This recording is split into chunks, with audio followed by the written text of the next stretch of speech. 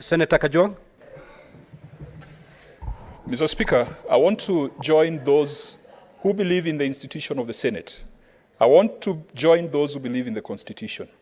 Today, we could be celebrating the withdrawal of security of those on the minority side. And Mr. Speaker, you never know what's going to happen. We have sat in this House, and many of us sat in this House with a sense of self-entitlement that we had government. And Mr. Speaker, it came to a time that those who are celebrating the government and its injustices were the first to be thrown out of the window. Mr. Speaker, some of us sitting on the minority side found ourselves chairing committees that were reserved for those on the majority side.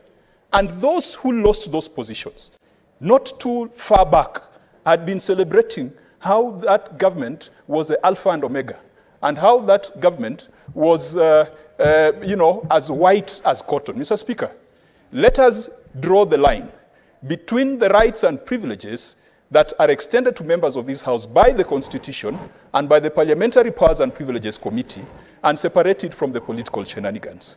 Mr. Speaker, I would not want to see Senator Cherargei in a Subaru, in the boot of a Subaru, whether I agree with him or not. I would not want to see Senator Lelegwe again in the boot of a Subaru. Mr. Speaker, let us not celebrate injustice. Let us not celebrate actions that kill the institution of the Senate and actions that fly in the face of the Constitution.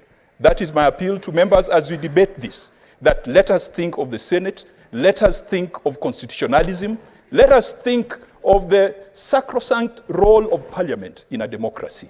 We cannot allow the executive to be extending and withdrawing our security at will or at its own whim. Mr. Speaker, I urge the House that we think about the institution.